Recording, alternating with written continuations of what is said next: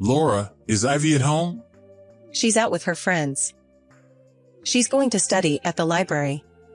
Wow, that's commendable, even on a day off. When I was a kid, I used to play all day during holidays. Well, she's serious like me, you know. She's smart and truly a daughter to be proud of. But she's only in the 5th grade. I think it would be okay if she were a little more mischievous. Girls grow up faster, you know. They mature at a totally different speed than boys. Once she hits middle school, she'll probably start saying, "Dad, you're so uncool." Oh, I wouldn't like that. Come to think of it, I feel like my calls and messages with Ivy have been decreasing lately. She used to call me almost every day. It's been 2 years since you went to work alone in Nebraska. Well, it's just a matter of getting used to it. And you are coming home quite often. Often? Only during New Year's, the end of the year, and vacation, right? See, you are coming home quite often, and you take paid leave on Ivy's birthday and our wedding anniversary, don't you? Well, I should do at least that much. After all, I'm forced to work in a faraway place. I have to use my leave properly. Well, it would have been nice if we could live there too. It can't be helped. I was supposed to come back home anyway, and it would change Ivy's environment. She's having a good time surrounded by good friends. That's true. She might also apply to a private school, but your work assignment there will be over soon. That's the only thing I'm looking forward to. Laura, I've put you through a lot, huh? Thank you for maintaining our family while I'm away. What are you talking about? It's not over yet. Yeah, but still, I thought I should mention it anyway. Besides, Ivy is no longer a handful. It wasn't that hard. Well, I do get a little troubled when bugs show up. It takes time for both Ivy and me to get rid of them. So, the only time you miss me is when bugs appear? Just kidding. Oh, sorry. I need to get going soon. Huh? Going somewhere? Of course, I do have places to go. Are you going to stay home all day even though it's your day off, Tom? I don't have any shopping or anything today. You're going to leave Nebraska soon. Why don't you do some sightseeing or something? You have a car, so you can go many places. I'd like to go sightseeing with you all. You really can't stand being alone. No, it's not like that. I just think it's better to enjoy with my family. All right. I'm going out now. Okay, take care. Hey, Laura. Has anything happened to Ivy? Huh? Why do you ask? When I texted Ivy today saying I'd call her tonight, she said she didn't want to talk to me. Ah, she's finally hit puberty. What? Already? Isn't it supposed to start in middle school? Or rather, that's too sudden. Girls tend to grow up faster in many ways. I told you before. Is that so? There's really nothing wrong, right? Nothing's wrong. She's just as usual. I did feel our interactions have been decreasing a bit recently, but I never thought I'd be outright rejected. I'm feeling incredibly lonely. Most girls tend to harbor a dislike towards their fathers. It can't be helped. Really? I wonder if I did something wrong that hurt her feelings. You can't do such a thing while living apart. Or maybe your contacts were too annoying? I don't think I've been that persistent. Well, it's just that time of her life. It's a normal part of growing up. You don't have to overthink. It's so hard not to see her until Thanksgiving in this situation. Tom, you do know that Ivy is already in 5th grade, right? You shouldn't fuss over her too much. She's still in 5th grade, though, and I'm not fussing over her. I've only been calling once a week. Once a week seems quite often to me. I enjoyed playing games with her over the phone. Maybe she has a crush on someone. A crush? No way. She's still in elementary school. That's way too early. Not at all. It's perfectly normal. The county fair will be held soon. I'm sure she'll enjoy a little summer romance this year. Please stop. I don't want to hear about it. Aren't you happy that your daughter is growing up? I'm happy about her growth, but in my mind, she is still a cute little angel. I worry about what the future holds after seeing your reaction. She might start giving you the cold shoulder when you come back. You better be prepared. Somehow, I'm having a strong pain in my stomach. You need to let go a bit. This is a good chance since you're away. If you act as usual, she'll come back around. Is that so? Yes, that's how it is. There's really nothing wrong, right? Nothing, so relax. Okay, I understand. I'll refrain from calling her for a while. Yeah, do that. I'll try to find out, too. No, that's fine. If she noticed, she might dislike me even more. Really? Then I won't ask her anything. Yeah, I'll get back to work. Alright, good luck with your work. Girls are bound to change. Don't get too down about it. Tom, long time no see. Are you still working away from home? Yeah, I am. But I'll go back home within half a year. So I'm looking forward to that. Although I'm a bit hesitant. Hesitant? Listen to me, Carl. My daughter has finally hit puberty. She told me the other day that she didn't want to talk to me over the phone. For a dad who adores his daughter like you, that's a huge problem, isn't it? Yeah, it is. That's why I'm frantically reading all kinds of books on how not to be disliked by one's daughter. Come to think of it, my sister was like that too. When she was in middle school, she used to say things like, "Don't wash my laundry with Dad's." I guess it's normal, huh? Isn't it? But my younger sister wasn't like that, so I guess it depends on the kid. I see. But more than that, I wanted to ask you something. Is your daughter okay? She was rushed to the hospital, wasn't she? Huh? Hospital? I heard she was brought to the hospital where my wife works. She's got a pretty bad injury, right? What? Ivy got injured? Yeah, did it happen yesterday? No, the day before? She's in the hospital after the accident, right? What are you talking about? My daughter didn't have an accident. Tom. Are you okay? You're not escaping from reality or something, are you? No, it's not her for sure. I haven't heard any such news. I talked to Laura yesterday as usual. There's no way she wouldn't tell me if Ivy had an accident, right? Well, that's true. But my wife said it was indeed your daughter. She has a great memory.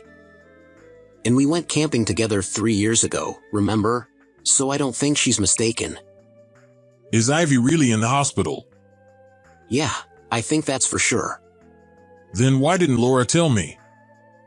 Huh, she should tell me, right? I don't know why she didn't tell you. But in most cases, wouldn't it be because she didn't want you to know? Hold on, I'll call her again. Okay. You said it was an accident, right? Yeah, my wife doesn't seem to know the details.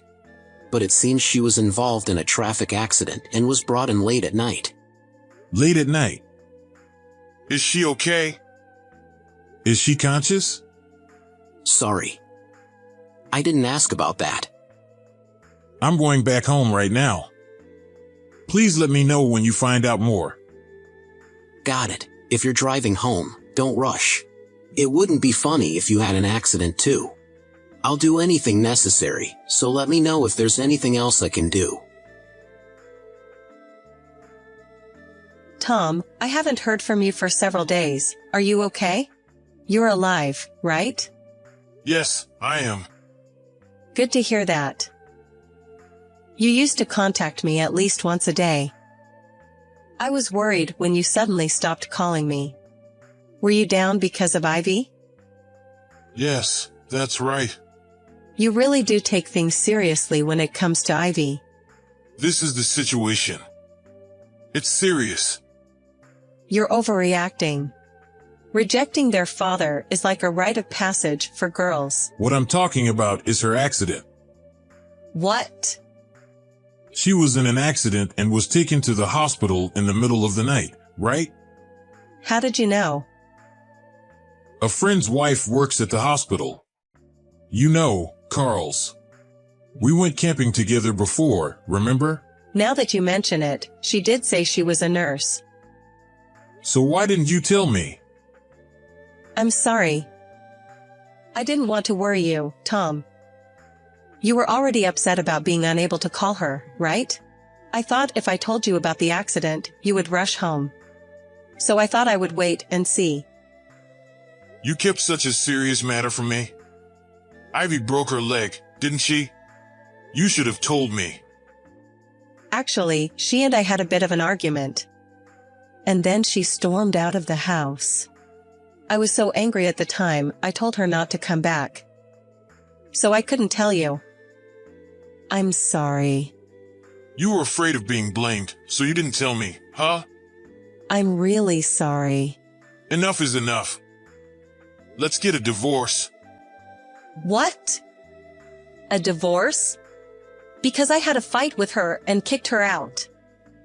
Wait, I admit I was wrong to hide it.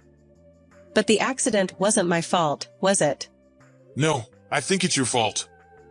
She found out you having an affair and confronted you, right? She was mad at you and said she'd tell me the truth, right?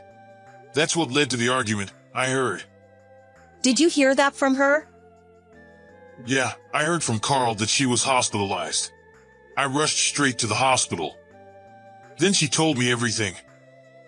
You threatened her, didn't you? Saying that if she spilled the beans, her comfortable life would end? You even lied that I was having an affair here. I never said such a thing. Even if you deny it, I believe her. She ran out of home in shock and then had the accident. I'm sure her accident is your fault. I'm not having an affair. She made it up. You thought you were safe because you deleted the incriminating photos from her phone? Too bad. A friend of hers took those photos, and they're still on her friend's phone. What?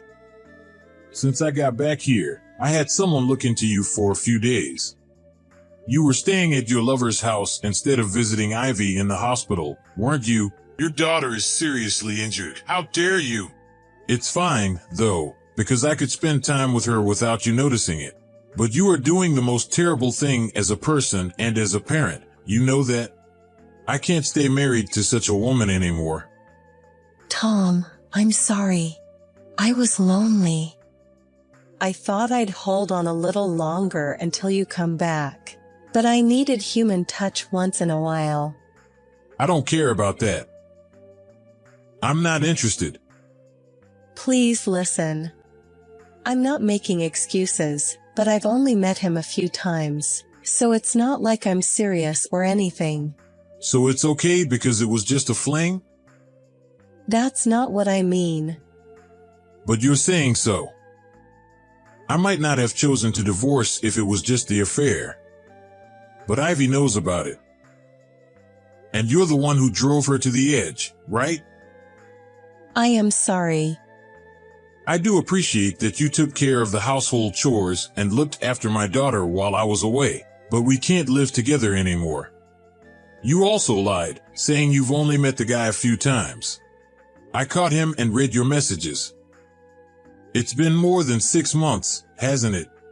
Tom, please forgive me. I was panicking too. I never thought Ivy would catch me cheating. I swear I'll never do it again. I'll make up for it in any way I can. Please, just don't divorce me. If Ivy hadn't found out and there hadn't been an accident, I would have considered it. But I can't anymore. I don't think she needs a mother who puts her in this situation. I'll apologize to her too. She said she doesn't want to see you ever again. You betrayed your family and even lied about me having an affair. She said you're not her mom anymore. I'm sorry. I was really stupid. Please forgive me. Please. If you were truly sorry, you'd be by Ivy's side taking care of her. I don't recall marrying someone who would meet another man while our daughter was suffering. The one who changed wasn't her, it was you. We then talked about the way forward with both sets of parents. Everyone but my wife was against our divorce. She reluctantly signed the divorce paper and was immediately taken away by her parents. Thanks to Ivy's strong preference, I was awarded full custody. Laura's lover was someone from her part-time job. I heard she ended up in a relationship after going out for drinks and started meeting frequently. Ivy discovered the affair when she came home early from hanging out with friends and saw her mother getting out of his car. She felt something was off and decided to investigate.